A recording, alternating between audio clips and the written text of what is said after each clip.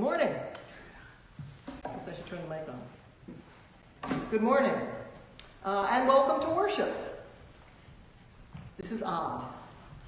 It's very empty in this room right now. We're still trying to figure all of this out, and as things are changing, who knows? We may be doing this from my living room next week, but we are going to worship together no matter what. We're going to figure this out, and I'm glad that you are here this morning. So how are you doing?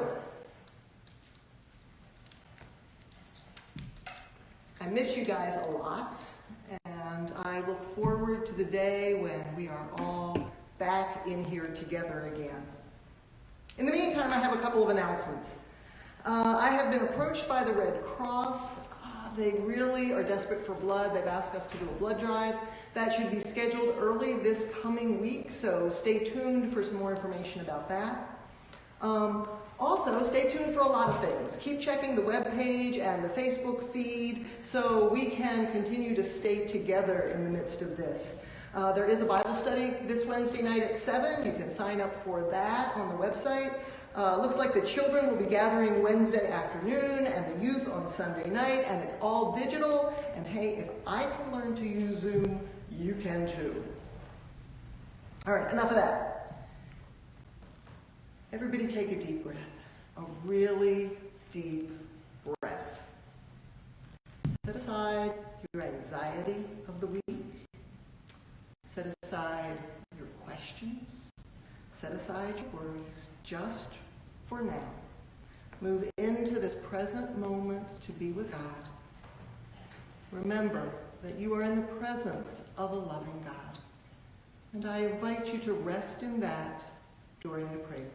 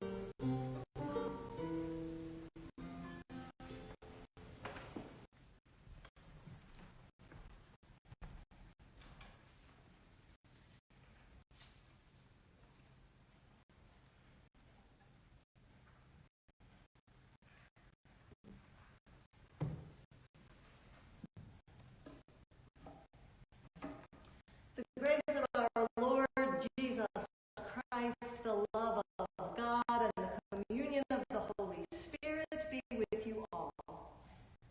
And also with you. Let us pray. Bend your ear to our prayers, Lord Christ, and come among us. By your gracious life and death for us, bring light into the darkness of our lives, and anoint us with your Spirit. For you live and reign with the Father and the Holy Spirit, one God, now and forever. with Psalm 23. Why doesn't everybody read it with me? The Lord is my shepherd, I shall not be in want. The Lord makes me lie down in green pastures and leads me beside still waters. You restore my soul, O Lord, and guide me along right pathways for your name's sake. Though I walk through the valley of the shadow of death, I shall fear no evil, for you are with me. Your rod and your staff, they comfort me. You prepare a table before me in the presence of my enemies. You anoint my head with oil, and my cup is running over. Surely goodness and mercy shall follow me all the days of my life, and I will dwell in the house of the Lord forever.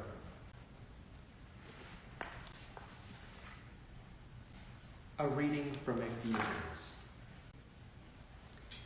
Once you were darkness, and now in the Lord you are light. Live as children of light, for the fruit of the light is found in all that is good and right and true. Try to find out what is pleasing to the Lord. Take no part in the unfruitful works of darkness, but instead expose them.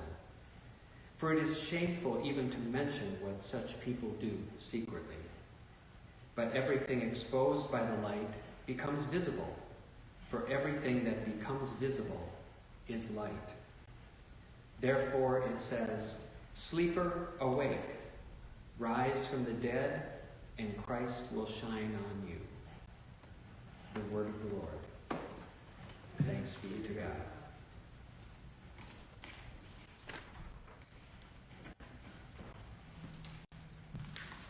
Hear the Holy Gospel according to John. As Jesus walked along, he saw a man blind from birth. His disciples asked him, "Rabbi, who sinned, this man or his parents, that he was born blind?" Jesus answered, "Neither this man nor his parents sinned. He was born blind so that God's works might be revealed in him. We must work the works of him who sent me while it is day, and night is coming when no one can work. As long as I am in the world, I am the light of the world." When he had said this, he spat on the ground and made mud with the saliva and spread the mud on the man's eyes, saying to him, "Go wash in the pool of Siloam," which means sent. Then he went and washed and came back, able to see. The neighbors and those who had seen him before as a beggar began to ask, "Is this not the man who used to sit and beg?" Some were saying, "It is he," but others were saying, "No, it is someone like him." He kept saying, "I am the man." But they kept asking him, "Then how were your eyes opened?"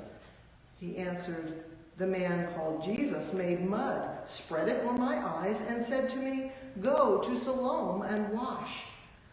Then I went and washed and received my sight." They said to him, "Where is he?" He said, "I do not know." They brought to the Pharisees the man who had formerly been blind. Now it was a Sabbath day when Jesus made the mud and opened his eyes. Then the Pharisees also began asking him how he had received his sight. He said to them, "He put mud on my eyes, then I washed, and now I see." Some of the Pharisees said, "This man is not from God, for he does not observe the Sabbath." But others said, "How can a man who is a sinner perform such signs?" And they were divided. So they said again to the blind man, "What do you say about him? It was your eyes he opened." He said, "He is a prophet." The Jews did not believe that he had been blind and had received his sight until they called the parents of the man who had received his sight and asked them, "Is this your son who you say was born blind? How then does he now see?"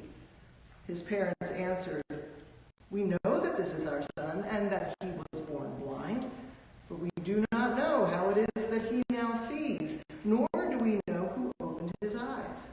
Ask him. He is of age. He will speak for himself." His parents said this because they were afraid of the Jews, for the Jews had already agreed that anyone who confessed Jesus to be the Messiah would be put out of the synagogue. Therefore his parents said, "He is of age. Ask him." So for the second time they called the man who had been blind, and they said to him, "Give glory to God. We know that this man is a sinner." He answered, "I do not know whether he is a sinner. One thing I do know, that though I was blind, now I see." The Gospel of our Lord.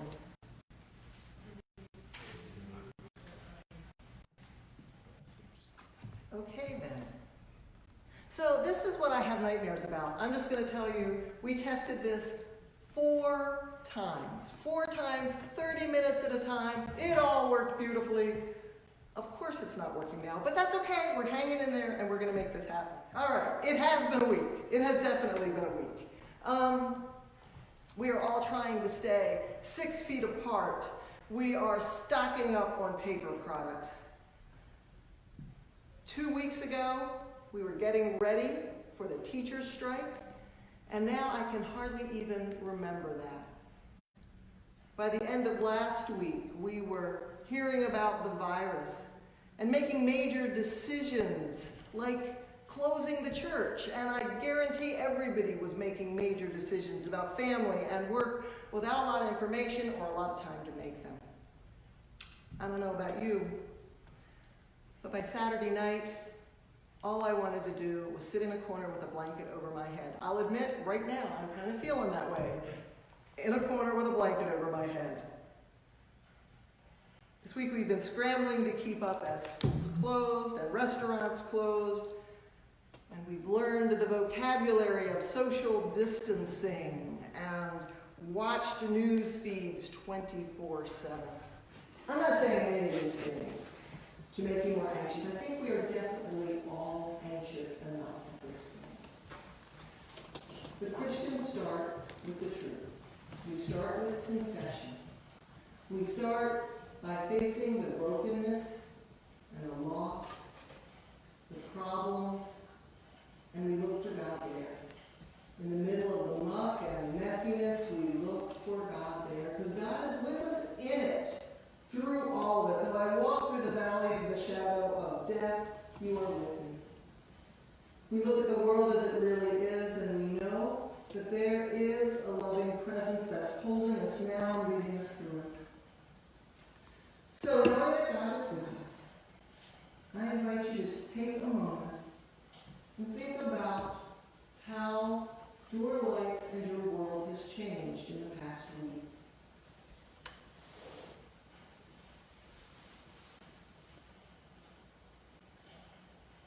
For me, I have felt the rising anxiety.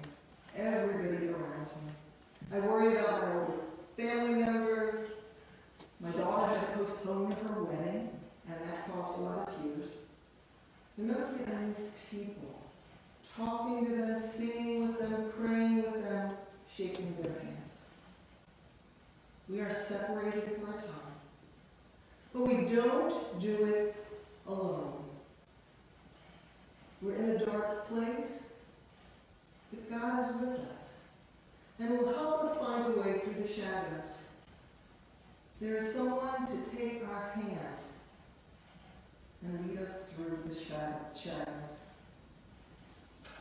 One thing God has given me this week as a guide is the story of the man who was born blind. There are a couple things in this story that kind of knocked me in the head, and I want to share those. Just a couple of things to help me in these days. We have this man who was blind from birth, begging outside the temple. He was sitting there, not doing anything in particular, when Jesus walked by. And Jesus healed him. But before Jesus revealed him, Jesus said, "We must work the works of him who sent me while it is day." We must do God's work right now. Okay, so before this, I think Emmanuel was doing a pretty good job at doing God's work. Gathering for prayer, taking care of each other, reaching out to the community.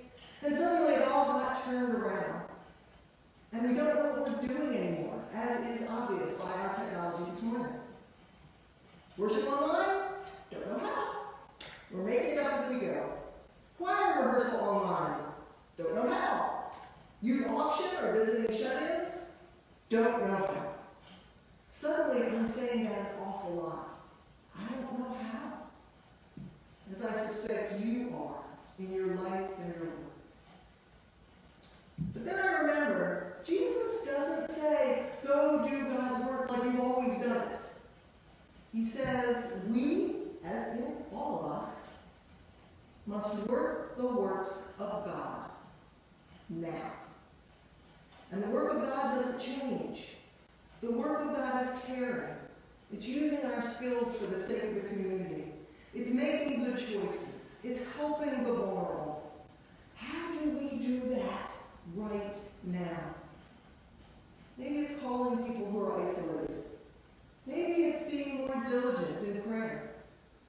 Maybe it's offering childcare for someone who has to work a double shift. Maybe it's working a double shift.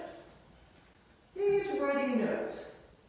I talked with my 86-year-old mother this past week, and she was telling me she has to stay in all the time, and she is really bored. And I said, well, get your note cards out and start writing notes. Write to everyone you know.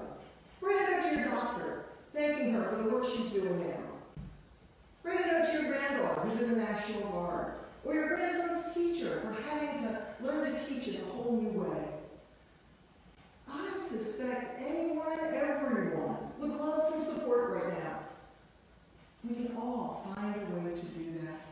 We can be creative and hopeful and do the work of God right now. So that's the first thing that jumped out at me in this reading. Jesus healed the blind man by doing God's work.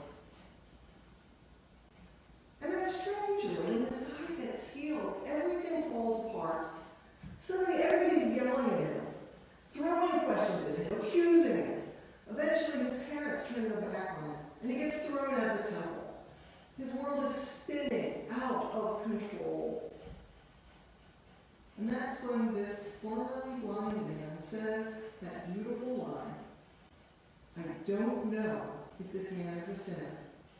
I only know I was blind, but now I see. Now I see. That's been running around in my head a lot. Now I see. You get the feeling that this man is seeing with more than his eyes. He's seeing reality in a new way. I only know I was blind, but now I see. I think we're all learning that. Learning to see in a new way. And it's not with the eyes of fear, or scarcity, or blame, but with the eyes of Jesus. Eyes that can see beauty, and caring, and hope in difficult days. I'll ask you now, have you learned anything new or hopeful in the past couple weeks? Have you seen the Spirit around you or within you? Have you seen the loving presence of God working around you? Has your heart been touched or your spirit lifted up? There are a couple things I've seen this week. I've seen that we are interdependent and interconnected, more than we ever imagined. I've seen people in medical fields or grocery stores or neighborhoods working tirelessly, even if it's risky or it's hard. And I have seen signs of spring, which may not solve our problems, but it's a reminder that newness comes. We have the chance to do God's work in new ways. And we have the opportunity to see the world through new eyes as we face these strange and shadowy days.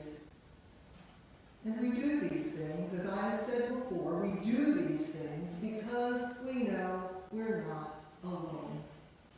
There's a loving God who is already here, holding us and guiding us through it all. We are people of resurrection, people of newness, people who love beyond reason and reach out however we can. Because God has first loved us so much that he entered this world and was willing to die for us. And on the third day he rose to carry us to a new day. We are Christ's own people, marked with the cross and carried toward resurrection. We are people who serve in love and see with new eyes. I do know that God is with us and will lead us through whatever comes, and I so look forward to the day when we are all here together again. We're going to join in together now in a hymn, Amazing Grace. I'm guessing you probably know the first two verses. That's what we'll be singing.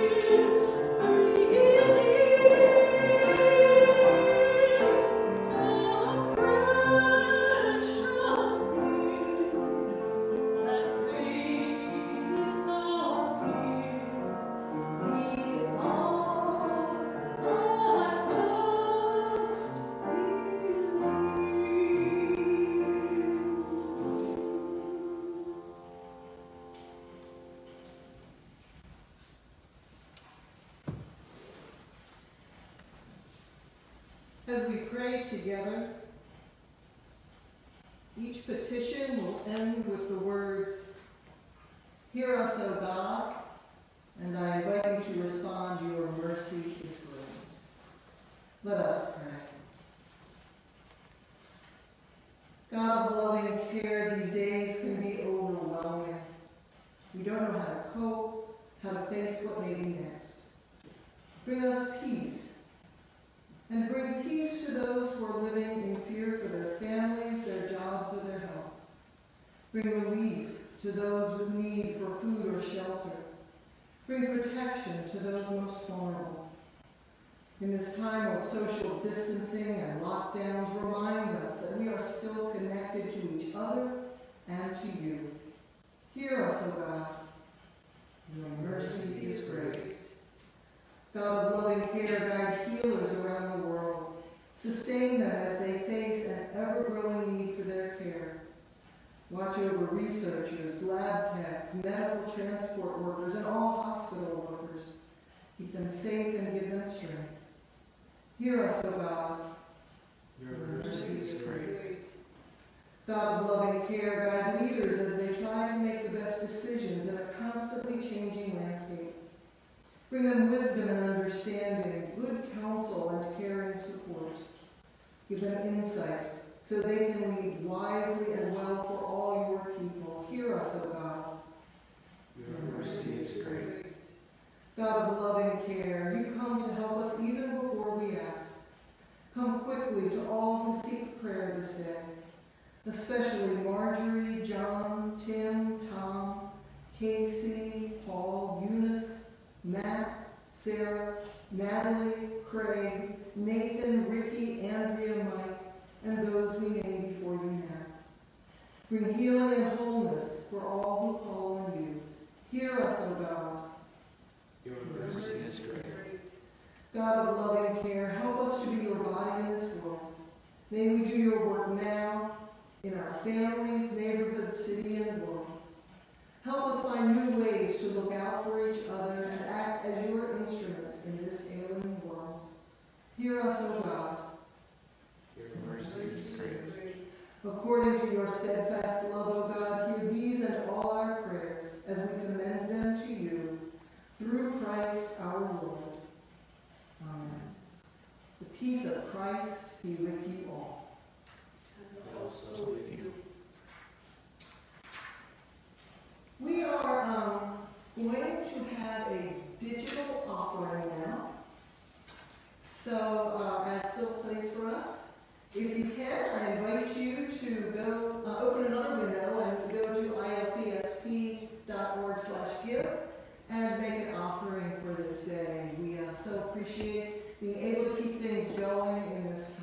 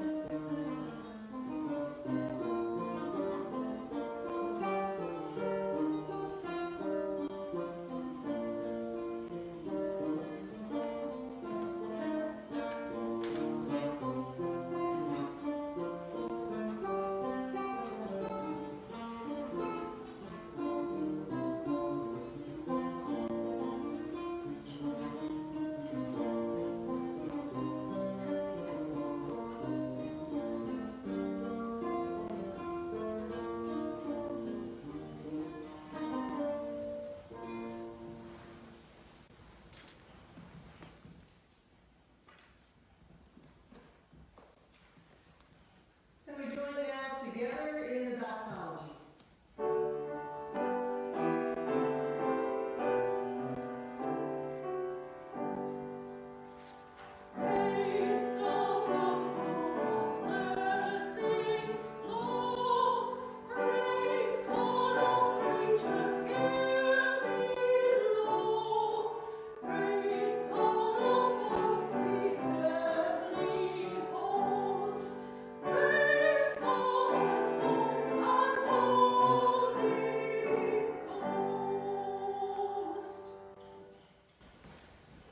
Let us pray. O God of justice and love, we give thanks to you that you illumine our way through life with the words of your Son. Give us the light we need.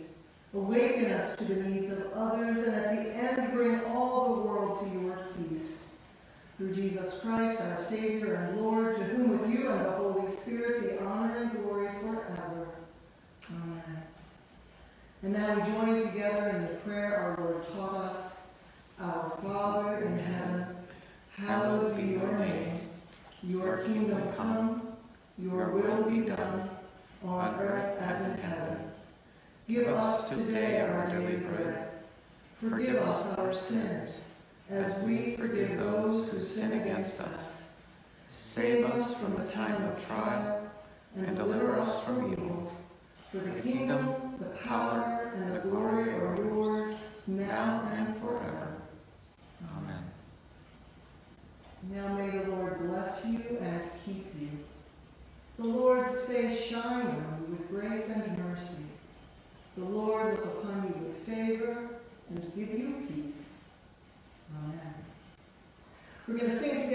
once more, and we're going to sing the hymn, Christ Be Our Light. We're inviting everyone to join in on the refrain, and the words to that are these. Christ be our light, shine in our hearts, shine through the darkness. Christ be our light, shine in your church, gathered today.